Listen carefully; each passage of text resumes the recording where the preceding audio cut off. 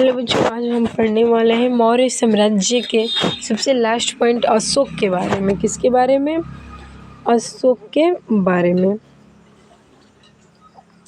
आपको बता दें कि अशोक का शासनकाल 269 BC से 232 BC को माना जाता है और अशोक बिंदुसार का पुत्र था।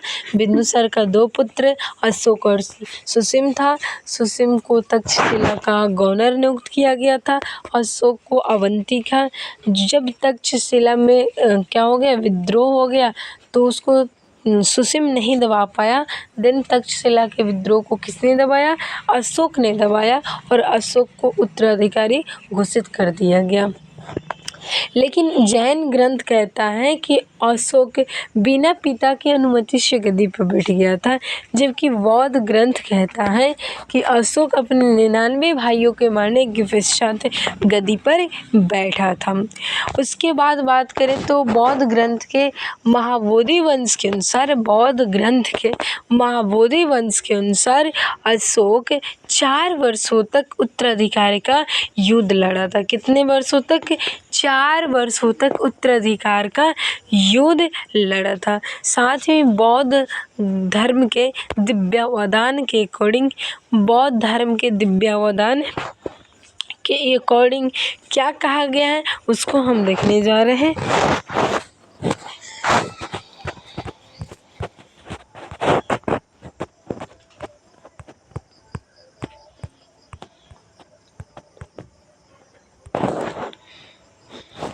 याद रखें, तो अशोक का प्रारंभिक जीवन 269 से 232 BC माना जाता है। प्रारंभ में अशोक को अवंती का गवर्नर घोषित किया गया था।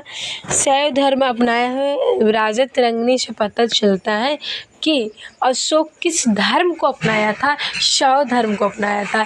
कि अशोक किस धर्म को अपनाया था? शैव धर्म को अपनाया था। यह एक क्रूर शासक था। जैन साहित्य कहता है कि बिना आज्ञा मांगे पिता से ये गद्दी पर बैठ गए थे, जबकि दिव्यावदान इनके प्रारंभिक जीवन के बारे में बताता है। बौद्ध ग्रंथ के दिव्यावदान इनके प्रारंभिक जीवन के बारे में बताता है। महाबोधि वंश 4 वर्ष तक उत्तराधिकार का युद्ध लड़े थे, इसके बारे में बताता है। और बौद्ध ग्रंथ में कहा गया है कि अपने 99 भाइयों के मारने के पश्चात एक गद्दी पर बैठे थे। बात करते हैं कलिंग युद्ध। कलिंग युद्ध की बात करें तो 261 BC में कलिंग का युद्ध लड़े। अपने शासन के 8वें वर्ष, कितने वर्ष? 8वें वर्ष पश्चात एक कलिंग का युद्ध लड़े, यानी 261 BC में। मगर नंदराज कलिंग का राजा था, ये पता चलता है हाथी गुम्फा अभिलेख से। नंदराज कलिंग का राजा थे, पता किससे चलता है? हाथी गुम्फा अभिलेख से। कारुबाकी से विवाह किया। देखो, जब कलिंग का युद्ध हुआ जिसमें लाखों लोग मारे गए एंड 1.5 लाख से भी ज़्यादा लोग घायल हुए, इसके बारे में पता तो किससे? राजत रंगनी हाथी गुम्फा अभिलेख से मिलता है। उसके पश्चात क्या किए? कलिंग की जो राजकुमारी कारुबाकी थी उनसे विवाह किया और इस युद्ध पश्चात कलिंग 2 भागों में बट गया, एक उत्तरी कलिंग, एक दक्षिणी कलिंग। उत्तरी कलिंग की राजधानी तोसली बनाया, दक्षिणी कलिंग की राजधानी सियालकोट बना दिया। दक्षिणी कलिंग की राजधानी कहाँ बना दिया? सियालकोट बना दिया। वहीं उत्तरी कलिंग की राजधानी तोसली और दक्षिणी कलिंग सियालकोट नहीं, जौगढ़ बना दिया। कहाँ बना दिया? जौगढ़ बना दिया। दक्षिणी कलिंग की राजधानी जौगढ़। कलिंग पर आक्रमण के कारण चंद्रगुप्त मौर्य के प्रधानमंत्री चाणक्य बताते हैं कि हाथी के कारण कलिंग का युद्ध हुआ था। चूँकि कलिंग में बहुत सारे हाथी थे और अशोक को हाथी का क्या था? शौक था, यानी उन्हें इच्छा थी हाथी रखने को, दिन ये युद्ध हुआ। जबकि प्लेनी कहता है कि व्यापार की दृष्टि से कलिंग का युद्ध हुआ। किसके दृष्टि से? व्यापार के लिए यह युद्ध हुआ। तो मगध चरमोत्कर्ष पहुंचा इनके शासनकाल में। जस्ट अशोक के शासनकाल में क्या हुआ? कलिंग अशोक के शासनकाल में मगध चरमोत्कर्ष पर पहुंचा। कहाँ पहुंचा? मगध चरमोत्कर्ष पर पहुंचा। स्थापत्य के क्षेत्र में योगदान की बात करें तो इनके बहुत सारे अभिलेख हैं। इन्होंने स्तंभ लेख लिखवाए, स्तूप बनवाए, ब्रावर की गुफाओं, चैतन्य विहार बनवाए हैं। अभिलेख की बात करें तो इन अभिलेखों का पिता कहा जाता है। कहा पूछा जा सकता है अभिलेखों का पिता किन्हें कहा जाता है? तो अशोक को। अभिलेखों का पिता किन्हें कहा जाता है? अशोक को। इनका 300 से भी ज़्यादा अभिलेख मिले हुए हैं। 300 से भी ज़्यादा अभिलेख मिले हुए हैं। सबसे ज़्यादा अभिलेख कहाँ से मिला हुआ है? मैसूर से मिला हुआ है। सबसे ज़्यादा अभिलेख कहाँ से मिला हुआ है? मैसूर से मिला हुआ है। इन्होंने 4 लिपियों में भी अपना अभिलेख लिखवाए हैं। ब्राह्मण देखिए,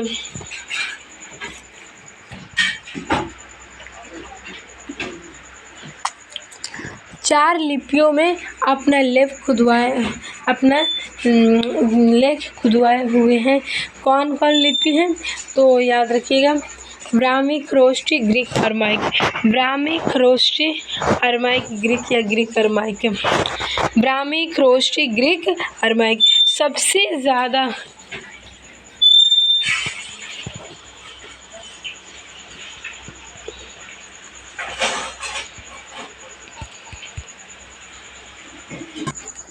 सबसे पहले अशोक के अभिलेख के बारे में किसी ने जानकारी दिया था तो टी पैंथलर था। टी पैंथलर अशोक के अभिलेख को सबसे पहले खोजा था। कब खोजा था? 1750 में। जबकि सबसे पहली बार किसने पढ़ा था? तो 1837 में जेम्स प्रिंसप ने पढ़ा था। 1837 में जेम्स प्रिंसप ने पढ़ा था। 1837 में जेम्स प्रिंसप ने पढ़ा था। अगर बात करें तो इसके अभिलेखों को 3 भागों में बांटकर पढ़ा जाता है। एक में शिलालेख। शिलालेखों की संख्या कितनी थी? 14 थी। शिलालेखों की संख्या कितनी थी? 14 थी। इसके स्तंभ लेख की बात करें तो 30 से 40 स्तंभ लेख थे। इसके स्तंभ लेख कितने थे?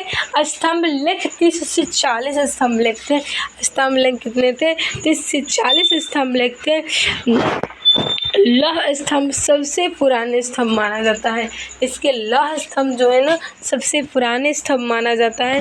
अशोक के नाम अगर बात करें ब्रावर की देवनाम प्रिय, ब्रावर की गुफाओं में, ब्रावर के अभिलेखों में इनका नाम देवनाम प्रिय मिलता है। पुराणों पर अशोक वर्धन मिलता है। पुराणों में अशोक वर्धन मिलता है। ब्रावर यानी देवनाम प्रिय और पुराणों में अशोक वर्धन। और अशोक का नाम अशोक किसमें मिलता है? तो मांस की गुर्जर निटुर उद्गोलम में। अशोक का नाम अशोक किसमें मिलता है? मांस की गुर्जर निटुर उद्गोलम में। निटुर उद्गोलम में। अब बात करेंगे स्तूप के बारे में। इन्होंने सांची का स्तूप बनवाया, भरहुत का स्तूप बनवाया, अमरावती और धमुक का स्तूप बनवाया। सांची, भरहुत, अमरावती और धर्मिक। आपको बताना होगा कि सांची का स्तूप कहाँ है, भरहुत का स्तूप कहाँ है और अमरावती का स्तूप कहाँ है, धर्मिक का स्तूप कहाँ है। इसका जवाब आपको देना पड़ेगा कि सांची, भरहुत, अमरावती और धार्मिक, यानी सांची, भरहुत, अमरावती और धार्मिक का स्तूप कहाँ कहाँ है, किस किस स्थान पे। बात करें गुफाओं की तो इन्होंने ब्रावर की गुफाओं पर टोटल 4 ब्रावर की पर्वतों पर 4 गुफाओं का निर्माण किया। लोमस ऋषि, सुदामा, कर्ण चौपक, विश्व झोपड़ी। लोमस ऋषि को दशरथ ने बनवाया था, याद रखेंगे। किसने? दशरथ ने। लोमस ऋषि सभी चारों के चारों किसका है? अशोक का है। तो जाहिर सी बात है अशोक ही बनवाएंगे। तो लोमस ऋषि, सुदामा, कर्ण चौपक, विश्व झोपड़ी, ये 4 गुफाएं ब्रावर की पहाड़ियों पर हैं। लोमस ऋषि, सुदामा, कर्ण चौपक, विश्व झोपड़ी। उसके बाद बात करते हैं नागार्जुन की गुफाएं। नागार्जुन की गुफाएं की बात करेंगे तो 3 यहाँ पे गुफाएं। एक में गोपिका, वामिया वादियम।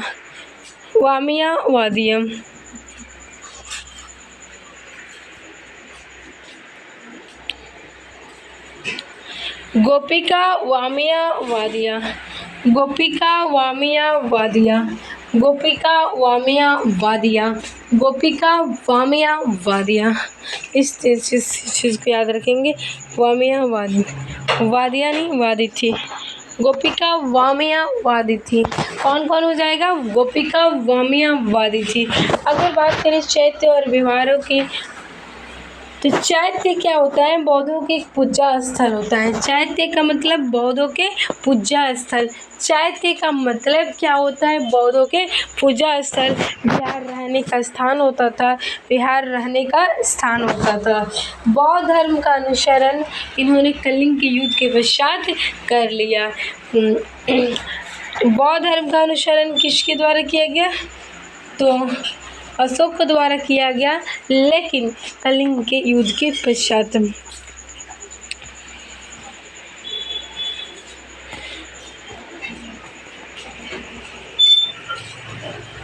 देखिए, तीसरा बौद्ध संगीति इसी वक्त हुआ था। अशोक के शासन काल में कौन बौद्ध संगीति, तीसरा बौद्ध संगीति हुआ था? कहाँ हुआ था? तो पाटलिपुत्र में। शासक तो अशोक ही थे, लेकिन अगर अध्यक्ष की बात करें तो मोगलीपुत्र तीस थे। कौन थे? मोगलीपुत्र तीस थे। अध्यक्ष कौन थे? मोगलीपुत्र तीस थे। अगर बात करते हैं विस्तार का, तो विस्तार अंतर्राष्ट्रीय लेवल तक ही कराएं, विस्तार अंतर्राष्ट्रीय लेवल तक कराएं। जैसे महेंद्र और संघमित्रा को, इनका पुत्र और पुत्री महेंद्र और संघमित्रा थी, इनको विस्तार हेतु श्रीलंका भेजे। कहाँ भेजे? श्रीलंका भेजे। महेंद्र और संघमित्रा को कहाँ भेजे? श्रीलंका भेजे। महेंद्र और संघमित्रा को कहाँ भेजे? श्रीलंका भेजे। अशोक का धर्म,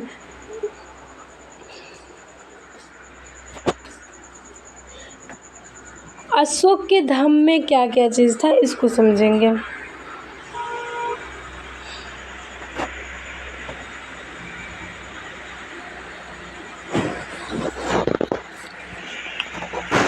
अशोक के धम्म, देखिए यह एक प्रकार का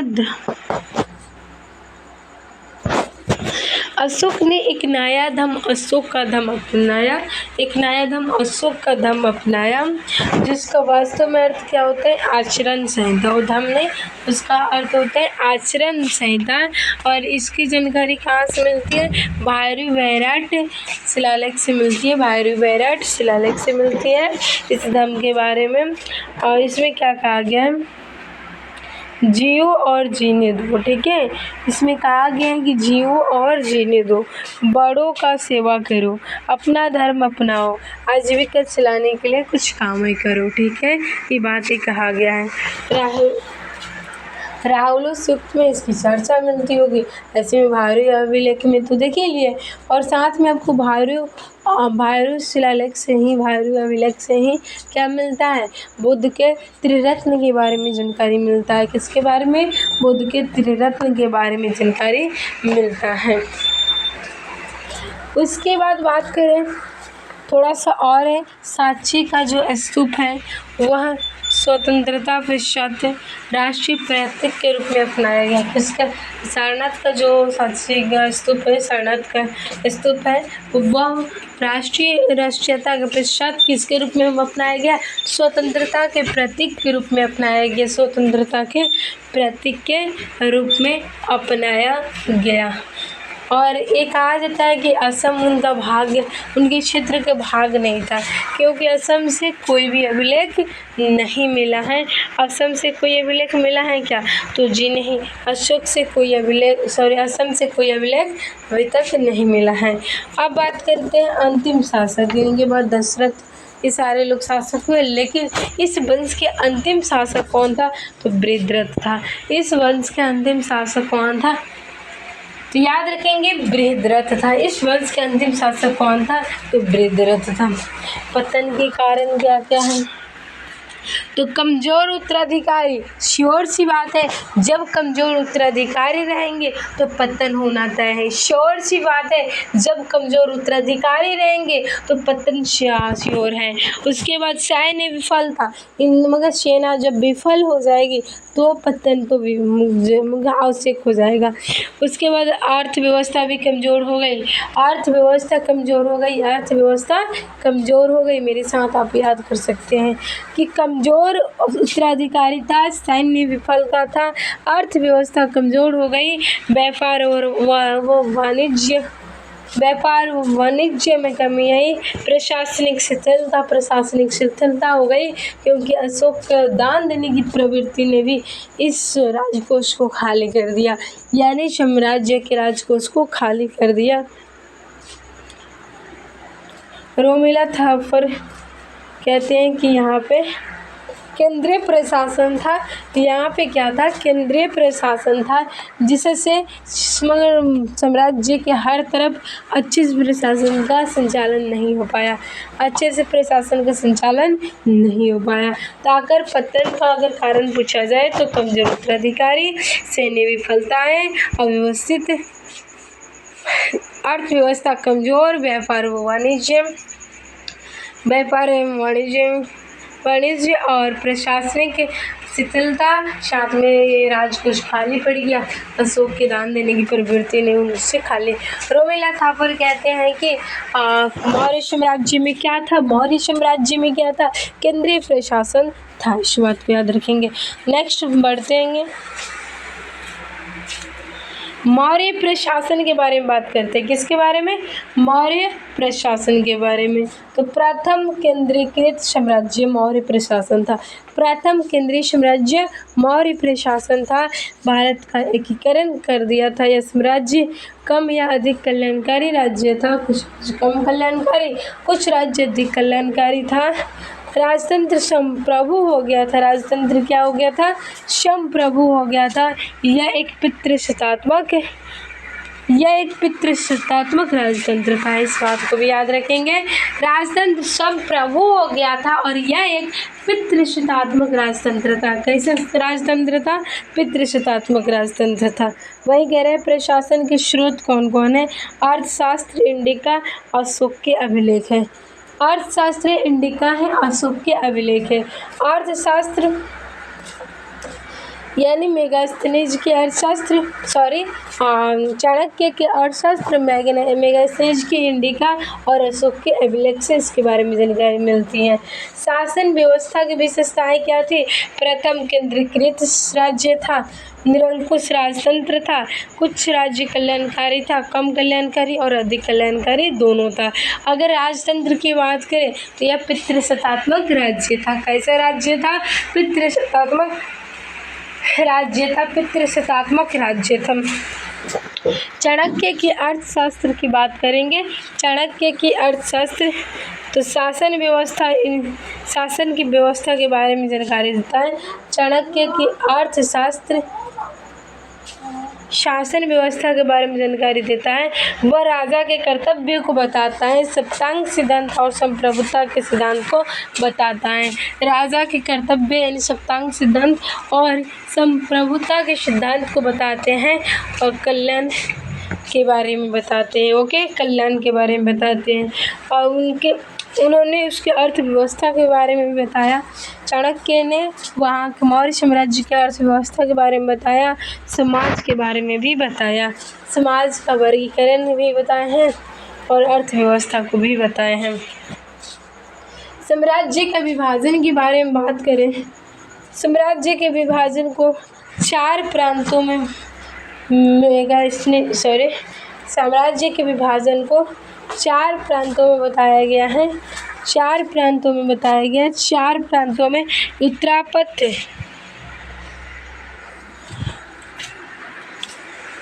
उत्तरापथ, दक्षिणापथ, उज्जैन, प्राचीदेश। उत्तरापथ की राजधानी तक्षशिला, दक्षिणापथ के स्वर्णगिरी, दक्षिणापथ के क्या होगा, स्वर्णगिरी, और प्राची का पाटलिपुत्र और उज्जैन का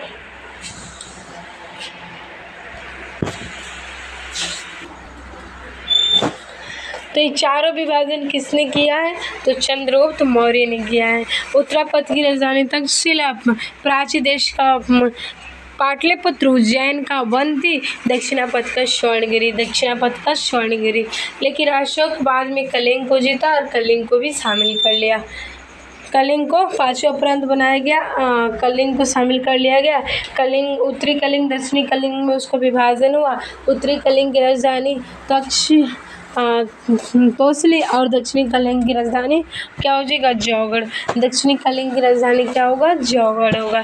अगर बात करें साम्राज्य का विभाजन में, सबसे ऊपरी अवस्था पर प्रांत होता था। सबसे ऊपर कौन होता था? प्रांत होता था। उसके नीचे विषय या आहार जिसके प्रमुख को क्या कहते थे? विषयपति। प्रांत के प्रमुख को गवर्नर कहते थे। लेकिन उसके नीचे जो विषय या आहार होता था, उसके विषय या आहार, तो उसके मगर प्रमुख को क्या कहते थे? विषयपति कहते थे। स्थानीय की बात करें, 800 गांवों का समूह स्थानिक, 800 गांवों का समूह स्थानिक कहलाता था। द्रोणमुख, 400 गांवों का समूह द्रोणमुख कहलाता था। 400 गांवों का समूह द्रोणमुख कहलाता था। और खरवैटिक, 200 गांवों का समूह खरवैटिक कहलाता था। 200 गांवों का समूह खरवैटिक कहलाता था। संग्रहण, 100 गांवों का समूह संग्रहण कहलाता था। और ग्राम का प्रमुख ग्रामिक होता था। ग्राम का प्रमुख कौन होता था? ग्रामिक होता था। वहीं केंद्रीय प्रशासन के बारे में बात किया गया है। राजा, तो न्यायपालिका, राजा सबका प्रमुख होता था न्यायपालिका का। अर्थव्यवस्था उसी के हाथ में था। आंतरिक सुरक्षा वही कर सकता था। सेना का प्रमुख होता था। सामाजिक कल्याण करता था। प्रशासन का देखरेख कौन करेगा? राजा करेगा। प्रशासन के 2 मुख्य स्रोत थे। अर्थशास्त्र इंडिका का अशोक का अभिलेख भी है। अर्थशास्त्र चाणक्य का है, जिसमें संप्रभुता और राजा के कर्तव्य को बताया गया है। इंडिका मेगास्थनीज का है, जिसमें नगर प्रशासन के बारे में बताया गया है। किसके बारे में? नगर प्रशासन के बारे में। साम्राज्य का विभाजन चंद्रगुप्त मौर्य द्वारा 4 भागों में किया गया है। उत्तरापथ, दक्षिणापथ, उज्जैन, मध्य देश। उत्तरापथ की राजधानी तक्षशिला, दक्षिणापथ की स्वर्णगिरी, उज्जैन का अवंतिका और मध्य देश का पाटलिपुत्र। एक बाद में अशोक के द्वारा शामिल किया गया है। अशोक ने बनाया है कलिंग को। कलिंग की जीत के बाद 2 भागों में बट गया। पांचों प्रांत कलिंग को बनाया गया। कलिंग जीत के बाद 2 भागों में बट गया, उत्तरी कलिंग, दक्षिणी कलिंग। उत्तरी कलिंग का जो राजधानी है तोसली, दक्षिणी कलिंग की राजधानी जौगढ़। सप्तांग सिद्धांत किसने दिया है? चाणक्य ने दिया है।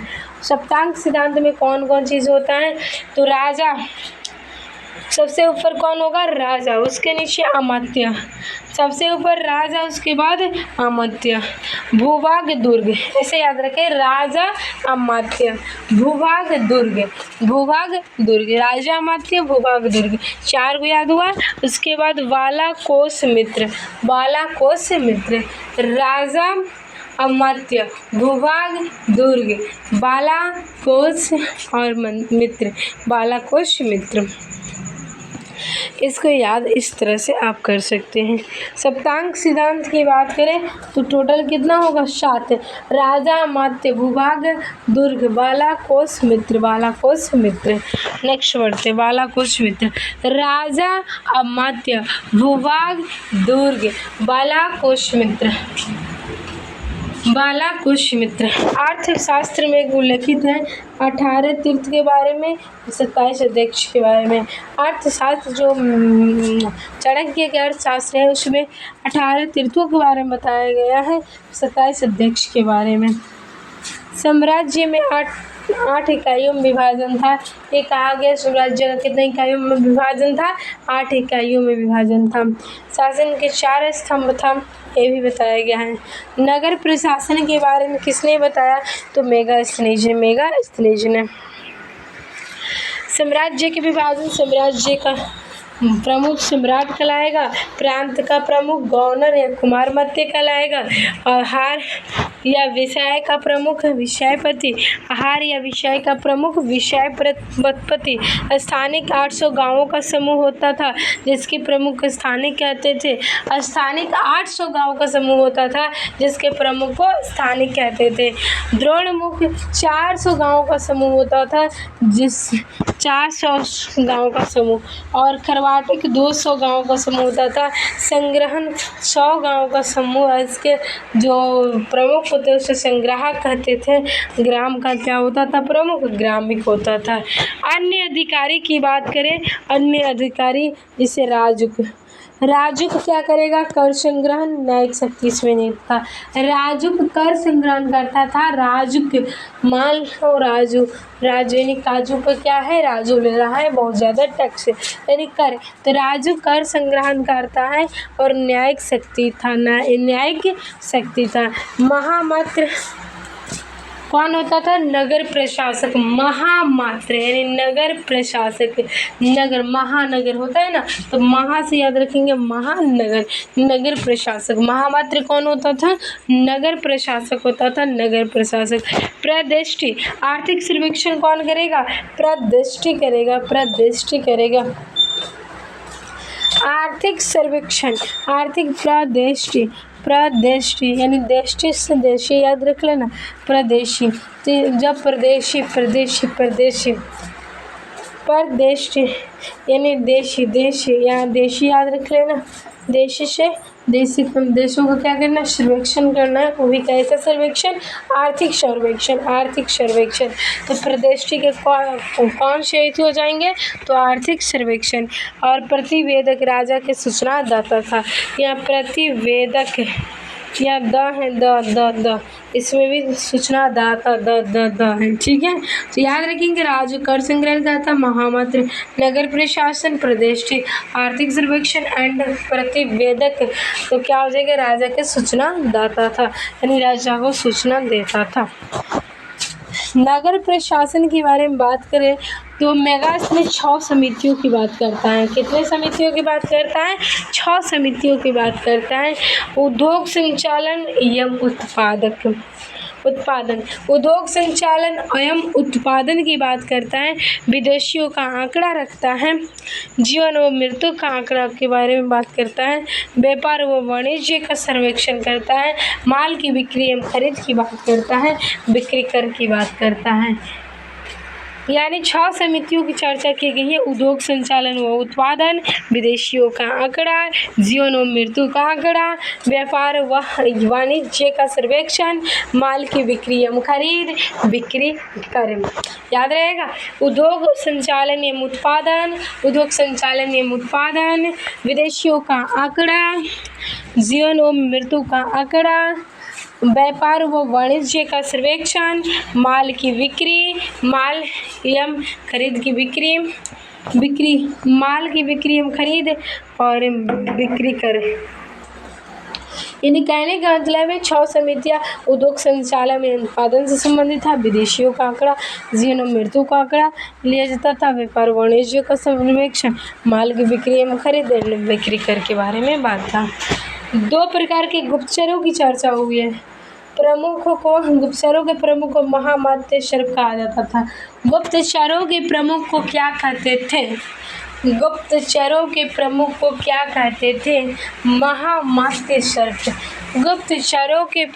क्या कहते थे?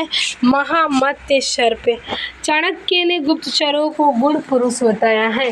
चाणक्य ने गुप्तचरों को क्या बताया है? गुण पुरुष बताया है।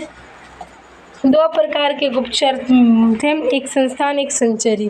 जो कई स्थान पर रह के काम करे संस्थान, जो अलग अलग स्थानों पर जाए उसे क्या कहते थे? संचरी कहते थे। तो प्रमुख महामात्य चाणक्य ने गुप्तचरों को गुण पुरुष कहा है। 2 प्रकार का गुप्तचर व्यवस्था था, संस्थान और संचरी। वही 2 प्रकार गुप्तचर, संचार, संचरी। एक संस्थान एक ही स्थान पर रहेगा, संचरी घूम घूम का काम करेगा। महामत्स्य सर्प यानी गुप्तचरों के प्रमुख को महामत्स्य सर्प कहा गया है। चाणक्य ने उसे गुण पुरुष कहा है। गुप्तचरों क्या कहा है? गुण पुरुष। न्यायपालिका दो प्रकार के बताया गया, न्यायपालिका भी दो प्रकार का बताया गया है। कंटक शोधन धर्मस्थीय। कंटक शोधन जो उसमें प्रमुख होंगे फौजदारी, उसे प्रादेशिक कहा जाएगा। कंटक शोधन के प्रमुख को या फौजदारी को प्रादेशिक कहा जाएगा। क्या कहेंगे? प्रादेशिक। जबकि धर्मस्थीय न्यायपालिका के प्रमुख को व्यवहारिका कहा जाएगा। क्या कहेंगे? व्यवहारिका। तो कंटक शोधन प्रादेशिक, धर्मस्थीय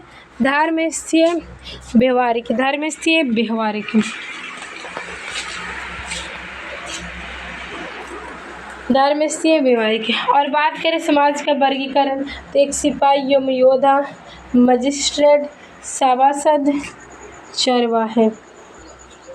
इसमें सिपाही एवं योद्धा, मजिस्ट्रेट होता था, सभासद होता था, चरवाहे होता था। सिपाही एवं योद्धा, मजिस्ट्रेट, सभासद, चरवाहे। सिपाही एवं योद्धा, मजिस्ट्रेट, सभासद, चरवाहे। सिपाही एवं योद्धा, मजिस्ट्रेट, सभासद, चरवाहे। सिपाही एवं योद्धा, मजिस्ट्रेट, सभासद, चरवाहे होता था। और समाज दार्शनिक, किसान, शिल्पकार एवं व्यापारी होता था। कर्म आधारित इशारा था। दार्शनिक, किसान, शिल्पकारी था। महिलाओं की स्थिति बात करें तो मेगास्थनीज कहता है कि बहुविवाह प्रथा था। मेगास्थनीज कहता है कि बहुविवाह प्रथा प्रचलन में था। पुरुषों की अपेक्षा अधिक हीन माना जाता था। पुरुषों की अपेक्षा क्या माना जाता था? इन्हें हीन माना जाता था।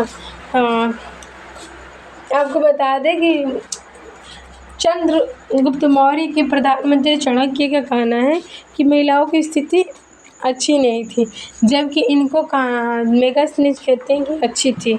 इसलिए बहुविवाह प्रथा की बात करते हैं कि उस वक्त बहुविवाह प्रथा था। और जबकि चाणक्य कहता है कि पुरुषों की अपेक्षा इनकी स्थिति हीन थी। फिर भी इन्हें अंगरक्षक, महिला रक्षक एंड गुप्तचर के पदों पर नियुक्त किया जाता था। अंगरक्षक, महल रक्षक, गुप्तचर के पदों पर नियुक्त किया जाता था। अंगरक्षक, महल रक्षक, गुप्तचर के पदों पर नियुक्त किया जाता था। बौद्ध एवं जैन साहित्य के बारे में जानकारी मिलती है। बौद्ध एवं जैन साहित्य के बारे में यहाँ से मौर्योत्तर काल स्टार्ट होगा, लेकिन उसके पहले आपको हम बता देते हैं उस वक्त के कर के बारे में। कर और सिक्के, कौन कौन से सिक्के थे इस बात को याद रखेंगे। तो सिक्के में बहुत सारे सिक्के थे, जैसे पर्ण, कशापर्ण, ये सारे सिक्के थे। और कर में भी बहुत सारे कर थे, भाग, ये सारे कर थे। तो कर और सिक्के को आप पढ़ लीजिएगा, कोई खास नहीं है कर, ठीक है। और फिर ये चैप्टर कंप्लीट हो जाएगा। ये चैप्टर का मतलब मौर्य साम्राज्य कंप्लीट हो जाएगा। तो चलिए आज के लिए इतना ही।